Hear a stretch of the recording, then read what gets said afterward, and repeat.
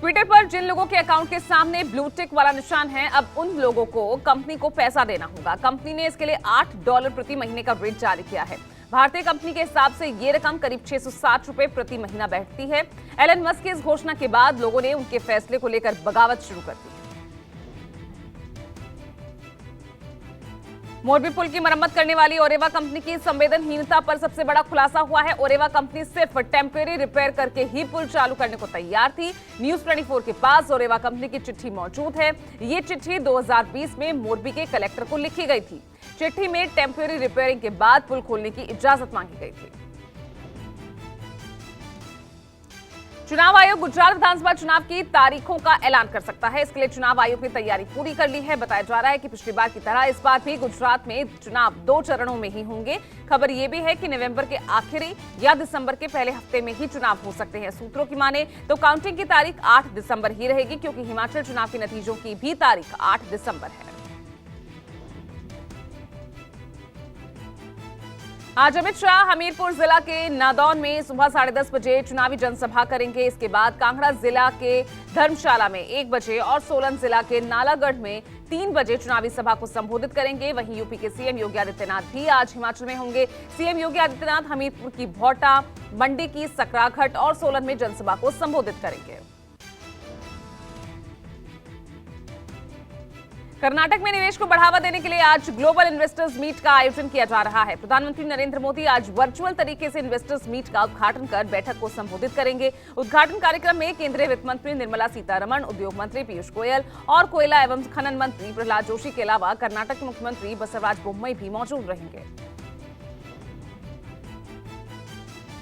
आज दिल्ली के विज्ञान भवन में शाम 4:30 बजे पीएम नरेंद्र मोदी कालकाजी में इन सीटू स्लम पुनर्वास योजना के पहले चरण के कार्यक्रम में शामिल होंगे और शॉर्ट लिस्टेड 575 लोगों को उनके आवास की चाबी और जरूरी दस्तावेज सौंपेंगे। डीडीए ने कालकाजी में इस योजना के तहत 3074 मकान बनाए हैं।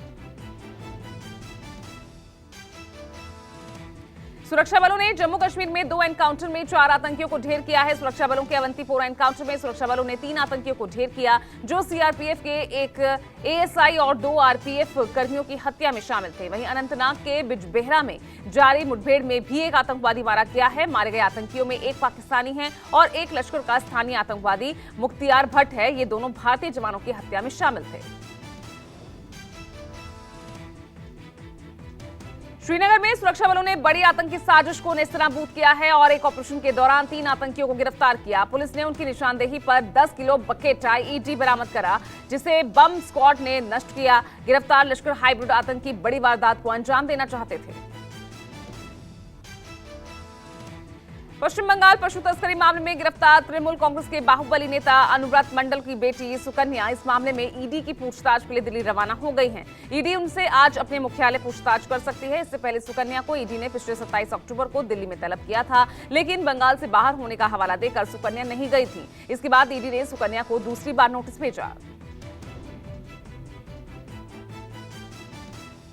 आज भारत छोड़ो यात्रा का 56वां दिन है। आज राहुल गांधी के नेतृत्व में भारत जोड़ो पद यात्रा सुबह 6 बजे हैदराबाद के बालनगढ़ से शुरू होकर सुबह 10 बजे होटल किनारा ग्रैंड पहुंचकर विश्राम लेगी, जिसके बाद शाम को 4 बजे पदयात्रा बीएचईएल बस स्टैंड से दोबारा शुरू होकर हरिदोषा के पास पहुंचेगी। इस दौरान राहुल गांधी पार्टी कार्यकर्ताओं से मुलाकात कर पार्टी संगठन को मजबूत करेंगे।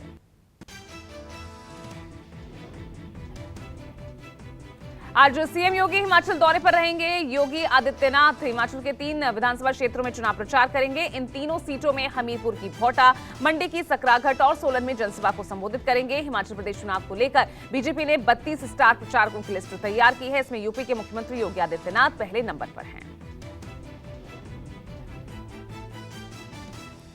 उत्तर प्रदेश में इस बार नगरीय निकाय चुनाव दिसंबर में 4 चरणों में करवाए जाने की तैयारी है। राज्य चुनाव आयोग के सूत्रों के मुताबिक इन चुनावों की मतगणना जनवरी के पहले हफ्ते में होगी। पिछले साल 2017 में नवंबर में 4 चरणों में ये चुनाव करवाए गए थे और 2 दिसंबर को मतगणना हुई थी।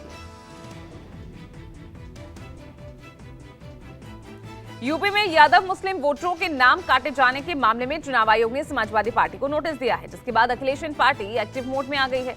सपा वोटर लिस्ट से गलत तरीके से नाम काटे जाने के सबूत जुटाने में जुट गई है। बताया जा रहा है कि चुनाव आयोग ने अखिलेश यादव से 10 नवंबर तक नोटिस का जवाब देने के लिए कहा है।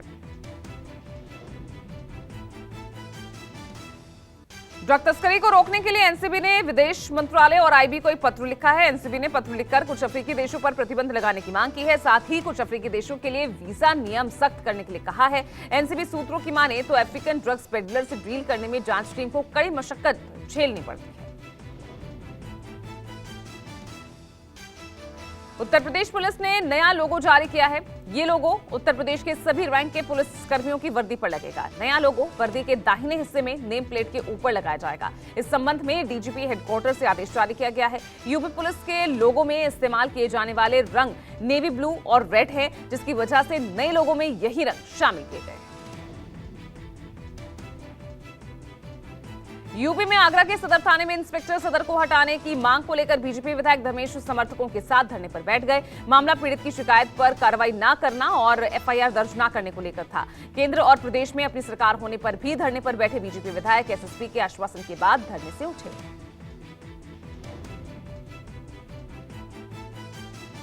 यूपी में मदरसों के सर्वे का काम पूरा हो गया है। पूरे प्रदेश में करीब 8,000 मदरसे गैर मान्यता प्राप्त मिले। हालांकि इस बाबत 15 नवंबर तक सभी डीएम अपने अपने जिलों के रिपोर्ट शासन को भेजेंगे। सबसे ज्यादा गैर मान्यता प्राप्त मदरसे मुरादाबाद में मिले हैं। सर्वे में यह भी पता किया गया कि मदरसों की आय के क्या स्रोत हैं और कौन सी संस्था संचालित करती है। दिल्ली एयरपोर्ट पर कस्टम विभाग के अफसरों ने करोड़ों के गोल्ड की तस्करी करने वालों को धर दबोचा। शारजाह की एक फ्लाइट जब दिल्ली एयरपोर्ट पहुंची तो चेकिंग के दौरान कस्टम विभाग के अफसरों ने 3 लोगों के पास से 2 करोड़ 96 लाख का सोना बरामद किया। गिरफ्तार आरोपियों से फिलहाल पुलिस पूछताछ कर रही है।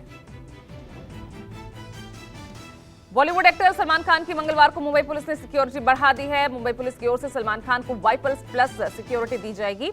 लंबे समय से सलमान खान को जान से मारने की धमकियां मिलने के बाद अब सलमान की सुरक्षा बढ़ाई गई। आपको बता दें, सलमान खान को उसी गैंग से धमकी मिल रही थी जिस पर पंजाबी सिंगर सिद्धू मूसेवाला की हत्या करने का आरोप है।